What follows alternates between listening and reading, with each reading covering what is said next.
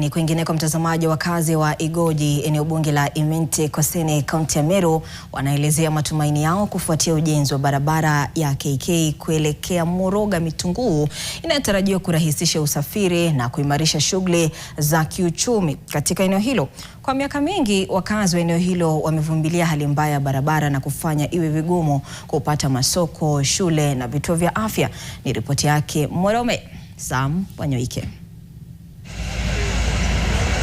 Barabara hii ya kutoka KK Morogo hadi Mitunguu imekuwa changamoto kubwa kwa wakazi, hasa wakati wa mvua, na inaendelea kujengwa na kuwapa wakazi matumaini mapya ya urahisi wa usafirishaji ya mazao yao kwenda sokoni na maendeleo ya kiuchumi kwa wakazi katika vijiji vingi ndani ya eneo bunge la Imenti Kusini.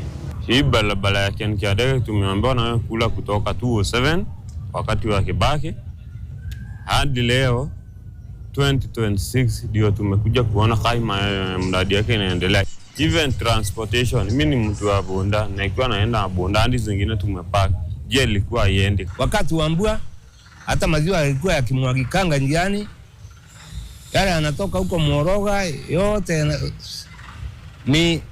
hii kitu ingine kama maandisi yale tunauza atukua tukipata njia mzuri ya kupeleka kule tunataka, lakini barabara tunaona sasa itatusaidia na njia yoyote, biashara yenyewe itakuwa mzuri.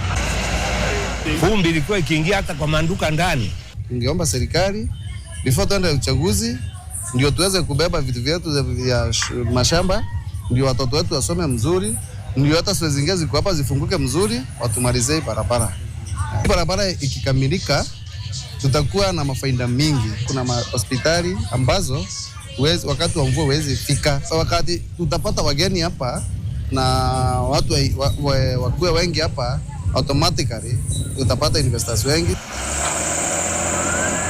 Na wakazi hawa sasa wanatoa wito kwa mwanakandarasi pamoja na serikali kuhakikisha ubora unazingatiwa katika kazi hii ili kuhakikisha kuwa barabara hii inanufaisha wakazi katika kizazi hiki pamoja na kijacho. Sam Wanyoike, NTV Mashinani, katika eneo bunge la Imenti Kusini, kaunti ya Meru.